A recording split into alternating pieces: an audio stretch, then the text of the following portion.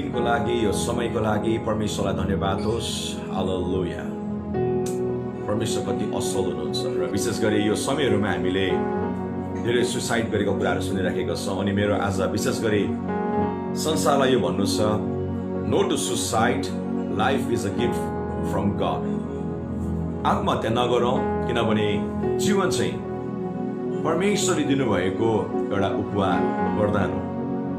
र अहिले यो आत्महत्याको रेट, सुसाइडको रेट एकदमै बढिराखेको छ। चारैतिर मानिसहरूले सुसाइड गरिराखेको छ।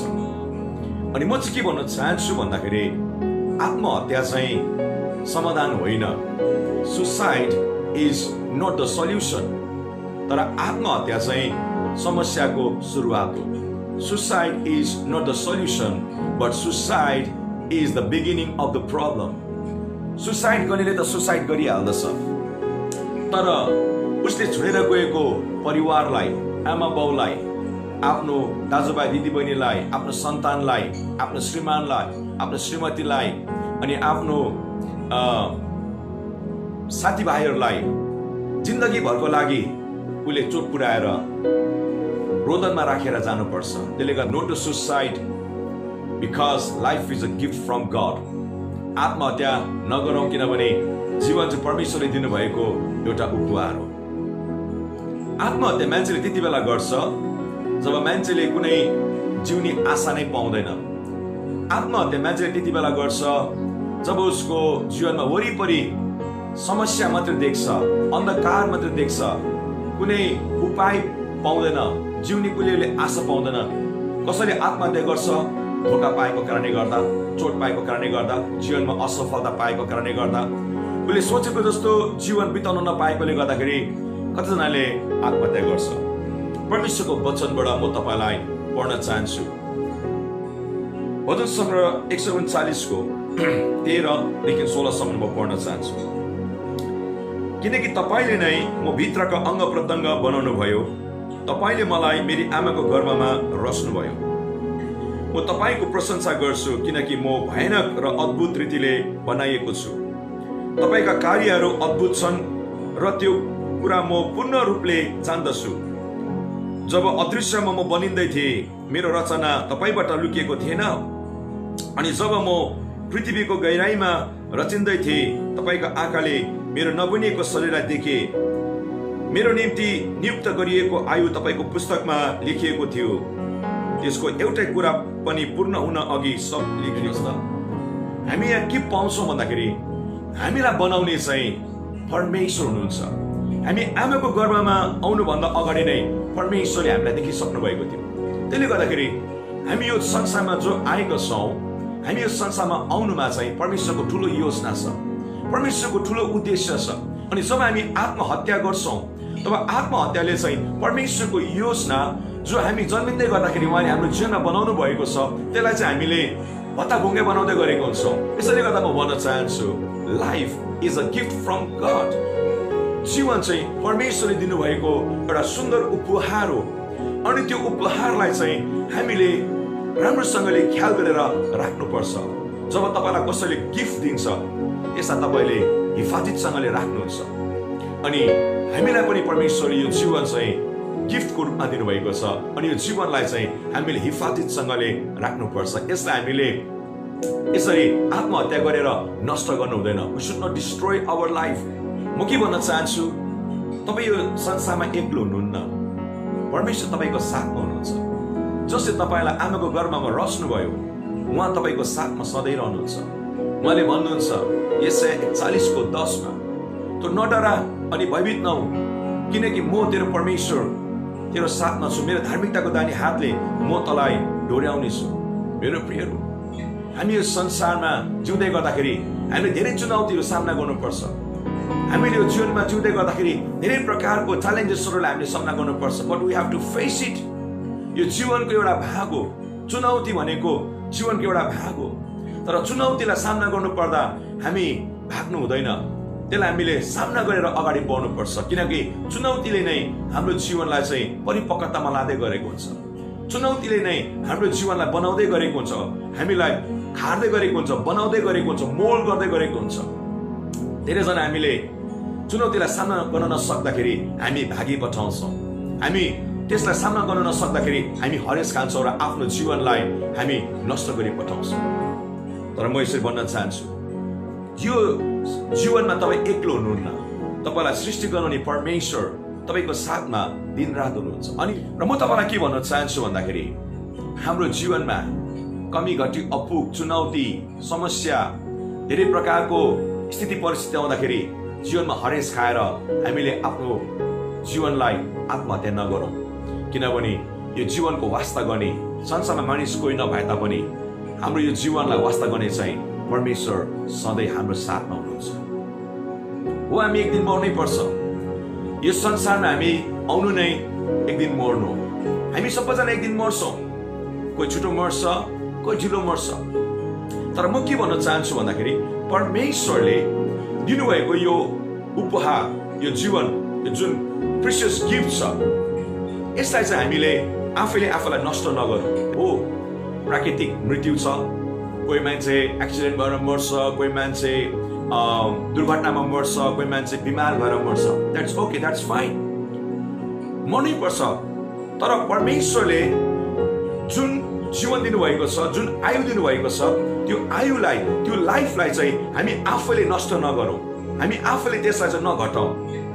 जहिलेसम्म परमेश्वरले हामीलाई यो संसारमा जिउनु भनेर जीवन दिएको छ, तबसम्म चाहिँ हाम्रो यो जीवनलाई हामी जिउँ, बिचमै हामीले परमेश्वरले दिनुभएको जीवनलाई नष्ट नगरौँ। हाम्रो लाइफ प्रिसियस छ, हाम्रो लाइफ एकदमै मूल्यवान छ। हो, हामी एक दिन मर्नै पर्छ, तर हामी आफैले मृत्युलाई चाहिँ नबोलाउँ, हामी आफैले आफैलाई हत्या नगरौँ। हामी जिउँ त परमेश्वरको महिमाको लागि, जसले हामीलाई यो जीवन दिनुभएको छ। यहाँ लेखेको छ उपदेशकको पुस्तक 12 अध्यायको 7 अनि 8 मा यहाँ लेखेको छ, जमिनबाट आएको धुलो जमिनमै फर्कन अघि तथा आत्मा दिनुहुने परमेश्वरका आत्मा जान अघि नै उहाँको नै सम्झना गरौँ। व्यर्थ व्यर्थ व्यर्थ उपदेशकले भन्दछ। हो, हाम्रो यो शरीर धुलोबाट आएको, यो दिन धुलोमा जान्छ नै जान्छ। हामीले जबरजस्ती यो जीवनलाई हामी यो संसारमा म अमर जीवनमा जिउँछु भनेर भन्न सक्दैनौँ। यो जीवन यो संसारमा के समयको लागि आएको छ, तपाईँले सम्झिनुहुन्छ होला, मलाई यो समस्या झेल्नु मलाई गाह्रो पर्यो, यो समस्या मेरो लागि एकदमै कठिन भयो, यो समस्या मेरो लागि एकदमै असहनीय भयो, म अब यो लाइफमा यो चुनौतीलाई म सामना गर्न सक्दिनँ, अब यो समस्यालाई म सामना गर्न सक्दिनँ, भयो अब म जिउन सक्दिनँ, म अब कुनै पनि हालतमा जिउन सक्दिनँ भनेर तपाईँले भन्नुहुन्छ होला। अब सिद्धियो, मेरो लाइफ सिद्धियो, म अगाडि बढ्न सक्दिनँ, it is finish, my life is over तपाईँले भन्नुहुन्छ होला। म यसरी तपाईँलाई भन्न चाहन्छु, तपाईँको जीवनमा सायद यति बेला रोदन होला, तपाईँको जीवनमा यति बेला धेरै प्रकारको समस्या होला, तपाईँको जीवनमा यति बेला सहन नसक्ने समस्यालाई तपाईँले झेल्दै हुँदोला। तर म यति बेला तपाईँलाई यो एन्करेज गर्न चाहन्छु, तपाईँको समस्या भन्दा पनि जो महान परमेश्वर हुनुहुन्छ उहाँलाई एकपल्ट हेर्नुहोस् न, उहाँलाई एकपल्ट तपाईँले सम्झिनुहोस् न कि परमेश्वरको लागि कुनै समस्या ठुलो छ। तपाईँको जीवनमा तपाईँले सामना गर्दै गरेको समस्यालाई परमेश्वरले हटाउन सक्नुहुन्न। तपाईँले चुनौती जो सामना गर्नुहुँदैछ, त्यो चुनौतीलाई के परमेश्वरले तपाईँको मार्गबाट हटाउन सक्नुहुन्न। धेरैचोटि हामी के सम्झिन्छौँ, हाम्रो समस्या परमेश्वर भन्दा पनि ठुलो छ। नो, हाम्रो समस्या परमेश्वर भन्दा ठुलो छैन, तर परमेश्वर चाहिँ हाम्रो समस्या भन्दा ठुलो छ। Our God is bigger than our problem. हाम्रो परमेश्वर चाहिँ समस्या भन्दा पनि महान हुनुहुन्छ। त्यसले गर्दाखेरि तपाईँको समस्या, तपाईँको जीवनको भारी, तपाईँको जीवनको बोझ, तपाईँको जीवनको चिन्ता अनि फिक्री जे पनि छ, तपाईँले बोक्नु सक्नु भएको छैन, तपाईँले क्यारी अन गर्न सक्नु भएको छैन भने तपाईँले भन्नुहोस्, परमेश्वर म सक्दिनँ, तपाईँले लिनुहोस्। किनभने बाइबलले भनेको छ हाम्रो वास्ता गर्ने परमेश्वर हुनुहुन्छ। पहिलो पत्रुस 5:7 भन्दछ, तिमीहरूको सारा फिक्री मलाई देऊ किनकि म तिमीहरूको वास्ता गर्दछु। तिमीहरूको सारा फिक्री मलाई देऊ किनकि म तिमीहरूको वास्ता गर्दछु। सायद तपाईँले सम्झिनुहुन्छ होला, मलाई यो संसारमा बुझिदिने मान्छे कोही छैन, यो संसारमा म एक्लो छु, मेरो आँसुलाई पुछिदिने मान्छे कोही छैन, मलाई आएर हौसला दिने मान्छे कोही छैन, मलाई आएर सान्त्वना दिने मान्छे कोही छैन, म एक्लो छु संसारमा। यस्तो एक्लो संसार, यस्तो जीवन, एक्लो जीवन भन्दा त बरु खतम गरिदिन्छु भनेर नसोच्नुहोस्। तपाईँलाई परमेश्वरले धेरै प्रेम गर्नुहुन्छ. God loves you so much and God cares for you so much. परमेश्वरको दृष्टिमा हामी मूल्यवान छौँ. In God's sight we are so precious. मेरो प्रियहरू, तपाईको लाइफ, मेरो लाइफ परमेश्वरको दृष्टिमा so precious छ, अति नै मूल्यवान छ. त्यही कारण म भन्न चाहन्छु, तपाईले आफ्नो बहुमूल्य जीवनलाई नष्ट नगर्नुहोस्. तपाईको सारा समस्या, तपाईको सारा फिक्री, तपाईको सारा जीवनको चुनौतीहरूलाई परमेश्वरको हातमा समर्पण गर्नुहोस्, किनकि उहाँले तपाईको वास्ता गर्नुहुन्छ. सायद आज तपाईँ कजना लोन लिएर, लोनको कारणले गर्दा तपाईँ दिन रात अनिदोमा हुनुहुन्छ होला. तपाईँ लोनको कारणले गर्दा दिन रात तपाईँ चिन्ता र फिक्रीमा हुनुहुन्छ होला. कतिजनाले सुसाइड गर्न खोजिरहेको होला. मेरो गर्लफ्रेन्डले मलाई धोका दियो, मेरो बोयफ्रेन्डले मलाई धोका दियो. म यसरी भन्न चाहन्छु, तपाईको साँचो जीवन साथी जब तपाईले पाउनुहुन्छ नि, तपाईले धोका कहिले पनि खानुहुन्न, किनकि परमेश्वरले लाइफ पार्टनर चाहिँ उहाँले नै छान्नु भएको छ. त्यसले गर्दा मलाई केटाले धोका दियो भनेर दिदीबहिनीले सुसाइड नगर्नुहोस्. मलाई दिदीबहिनीले धोका दियो, मलाई केटीले धोका दियो भनेर दाजुभाइले सुसाइड नगर्नुहोस्, किनकि तपाईको राइट लाइफ पार्टनर जब पाउनुहुन्छ नि, तपाईको लाइफ ब्लेसेड हुनेछ.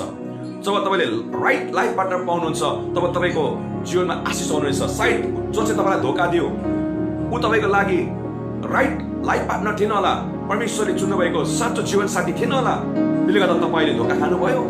धन्यवाद दिनुहोस्. तपाईको जीवन बर्बादीमा जानुभन्दा पहिला नै परमेश्वरले तपाईलाई बचाउनु भएको छ. त्यसले गर्दा धोका पाएको मानिसहरूलाई म यसरी भन्न चाहन्छु, चोट पाएको मानिसहरूलाई यसरी भन्न चाहन्छु, परमेश्वरलाई धन्यवाद दिनुहोस्. तपाईको भविष्य लथालिङ्गे हुनुभन्दा, तपाईको भविष्यमा धेरै समस्या तपाईले झेल्नुभन्दा अगाडि नै परमेश्वरले तपाईलाई त्योबाट छुटाउनु भएको छ भनेर तपाईले धन्यवाद दिनुहोस्. तर आफ्नो लाइफलाई नष्ट चाहिँ नगर्नुहोस्. कसैले धोका दियो भन्दामै आफ्नो लाइफलाई नष्ट नगर्नुहोस्. सायद कसैको बिजनेस सफल भएन होला, कसैको करियर, कसैको काम सफल भएन होला. मैले त यस्तो मेहनत गरेको थिएँ, यस्तो परिश्रम गरेको थिएँ, यति साह्रो लाख मैले इन्भेस्ट गरेको थिएँ र पनि मेरो बिजनेस सक्सेस भएन होस् भनेर तपाईँले आफूलाई आत्महत्या नगर्नुहोस्. हामीले हाम्रो जीवनलाई चाहिँ आनन्द र खुसीमा बिताउनु पर्छ, आत्महत्या गरेर सिद्धाउनु हुँदैन. यदि तपाईँको बिजनेसमा तपाईँले सक्सेस पाउनु भएको छैन भने केही छैन, नो प्रब्लम. तर त्यति अनसक्सेस भयो, मेरो बिजनेस फेलियर भयो भन्दामै आत्महत्या गर्नु चाहिँ तपाईँको लागि ठुलो मूर्खताको कदम हो. मेहनत गर्नुहोस्, अझै परिश्रम गर्नुहोस्, भोलिको दिन तपाईँले सक्सेस पाउनुहुन्छ. तर आज पाएन भन्दामै आत्महत्या नगर्नुहोस्, किनकि तपाईँले आत्महत्या गर्दा तपाईँको सन्तान, तपाईँको परिवारहरू जिन्दगीभर रोएर बस्नुपर्छ. तपाईँलाई घुमाउनु पर्दा उहाँहरू जिन्दगीभर रोएर बस्नुपर्छ. कजना इक्जाममा फेल भयो भनेर आत्महत्या गर्छ. तपाईँको लाइफ प्रिसियस हो. इक्जाममा तपाईँ फेल हुनुभयो, नो प्रब्लम. जब तपाईँले आत्महत्या गर्नुहुन्छ नि, तपाईँको आमा बाउलाई तपाईँले जिन्दगीभर रोएर जानुहुन्छ. केही छैन, तपाईँ योपालि फेल हुनुभएको छ भने ट्राई नेक्स्ट टाइम.